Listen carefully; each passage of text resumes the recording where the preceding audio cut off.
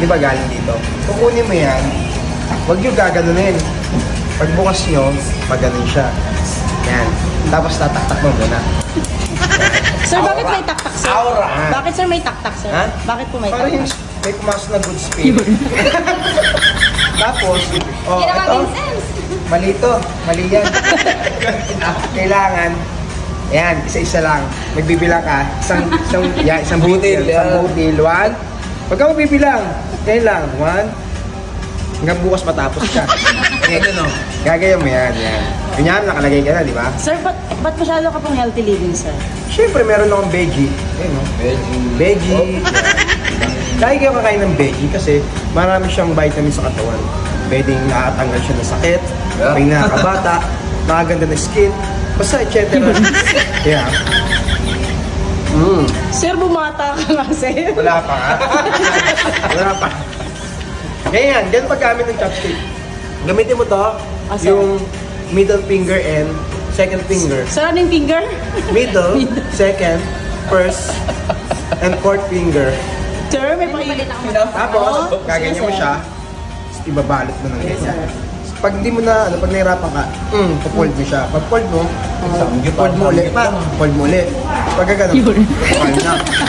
Nakabili. Sir, feeling ko naging sanggip yung kinakain niya. Sabay ka na niya. Tapos, laging unahin, priority yung veggie Yes, tapos toppings yan.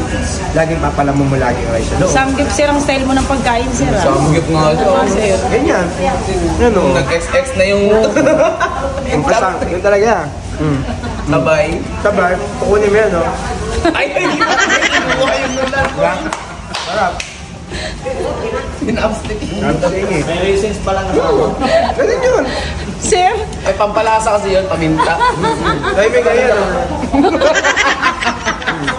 Sir, patay ka naman. Ba? Now, Sir, napaka-healthy Pala living yun, yung naman, pala sir. yun. Anong ma-advise nyo sa mga gustong sa mga gusto po, sir, na magbakasyon dito sa Taiwan? Ano po, sir? Opo, sir. una, siyempre, kailangan may budget kayo. Tama. Pangalawa, Kaya na, sir, yung una po, sir? kailangan may budget kayo, may pera kayo, di ba? Tama, sir. Kailangan, meron kayong, alam nyo na yung pupuntahan nyo. Oh, yes, sir. Yan dapat. At syempre, dapat meron kayong, brum brum. Right. Para hindi na kayo mahirapan ng mga trouble here.